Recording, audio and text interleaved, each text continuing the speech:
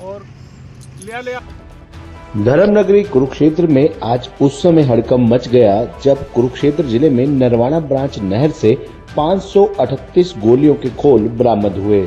इनमें 32 बोर के 450 खोल, 12 बोर के 8 और 9 mm के 49 खोल भी शामिल हैं। इतनी बड़ी मात्रा में नहर से खोल मिलने से लोगों में हड़कंप मचा हुआ है। ये खोल किसी अपराध या अवैध गतिविधि से जुड़े हो सकते हैं। फिलहाल पुलिस इसकी जांच कर रही है।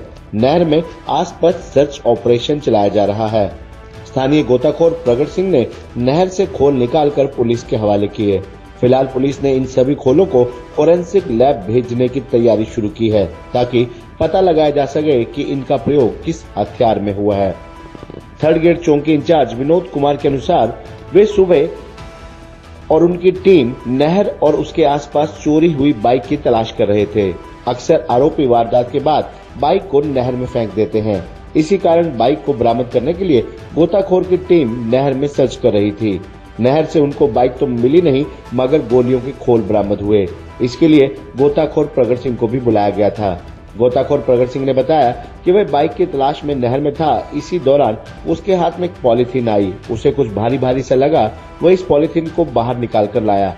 पॉलीथीन को खोलकर देखा तो उसमें कारतूसों के खोल थे। इसके बाद उसने दोबारा नहर में छलांग लगाई तो करीब 3 पॉलीथीन और मिली जिनमें कई तरीके कारतूस भरे थे। थर्ड गेट चौकी इंचार्ज विनोद कुमार के अनुसार नहर से 32 बोर के 450 खोल, 12 बोर के 8, डम्मी खोल 31 और 9 mm के 49 खोल बरामद हुए। हालांकि 9 mm के खोल असली हैं नकली, इसकी जांच की जा रही है। यहां कोई बड़ी वारदात नहीं हुई है। संभव है कि किसी ने पॉलीथीन में डालकर खोल फेंके होंगे। सभी को कब्जे में लेकर फोरेंसिक जांच के लिए भेजा जाएगा। नहर से जो खोल पुलिस को बरामद हुए हैं उनका सवाल ढूंढना अब पुलिस के लिए चुनौती होगा। पहला सवाल ये है कि इसके पीछे कौन है, किसने इन्हें यहाँ फेंका। दूसरा ये कि किस मकसद से यहाँ फेंका गया, कहीं कोई सबूत मिटाने के लिए तो यहाँ नहीं फेंका गया। थर्ड गेट चौकी इंचार्ज विनोद कुमार ने बताया कि मौके से इसकी तहरीर लिख दी गई। तफ्तीश लगातार जारी है। गौरतलब है कि नरवाना ब्रांच नंगल डैम से शुरू होती है। इसके बाद पंजाब के जिला पटियाला में 2 अलग अलग रास्ते पर डाइवर्ट हो जाती है। एक नहर समाना खनौरी की तरफ तो दूसरी राजपुरा सरहिंद जनसुई हेड कुरुक्षेत्र करनाल से दिल्ली तक जाती है। कुरुक्षेत्र से दिल्ली तक इसकी लंबाई लगभग 200 किलोमीटर है।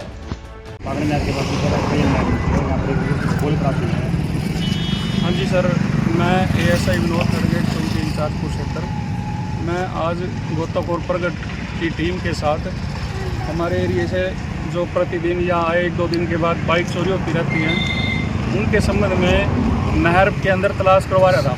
पुल के आसपास कई बार सुनने में आया कि चोर बाइकों को चोरी करने के बाद नहर वगैरह में भी फेंक देते हैं।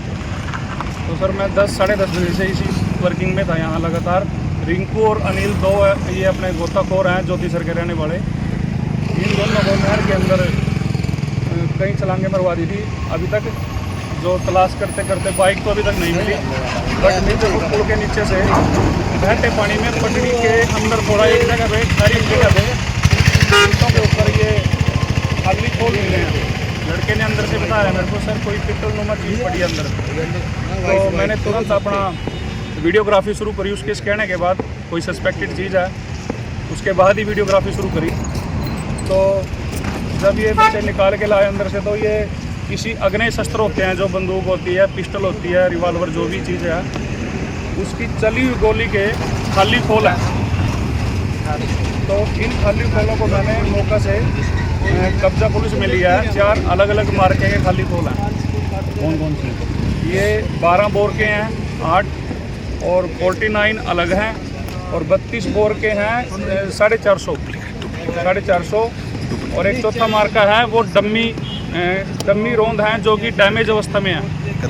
डैमेज जिसके अंदर हरे रंग की प्लास्टिक सी दिखाई दे रही है वो डम्मी है। वो भी मे भी 32 बोर के हैं। तो इन हाँ जी कितनी क्वांटिटी है उसकी है सर, डम्मी की है लगभग 41-42 हैं। तो सर कोई जिंदा कारतूस भी मिला? नहीं, जिंदा कारतूस नहीं। ये सब चले हुए गोलियों के खाली खोल हैं पिस्तल के, ये हैं। आगामी कार्रवाई सर क्या है? आगामी कार्रवाई सर ऐसा प्रतीत होता है किसी हमारे एरिया में तो ऐसा सुनने का नहीं आया, पूरे कुरुक्षेत्र में भी कि इतनी जगह कहीं कि एक ही जगह कहीं इतनी फायरिंग हुई हो, बट किसी न किसी अज्ञात स्थान पे जरूर कहीं ना कहीं कोई ना कोई वारदात हुई होगी कभी ना कभी। या तो ये किसी वारदात के चले हुए गोलियों के खोल हैं, या फिर कहीं से चोरी किए हुए हैं, जैसे किसी कबाड़ी से कहीं से भी जो लोग बेच देते हैं, सरकार वगैरह जो कहीं पे डिस्पोजल कराती है वहाँ से उठा के किसी ने चोरी कर ली हो और फिर आते जाते किसी राहगीर ने इसके अंदर डाल दिया हो।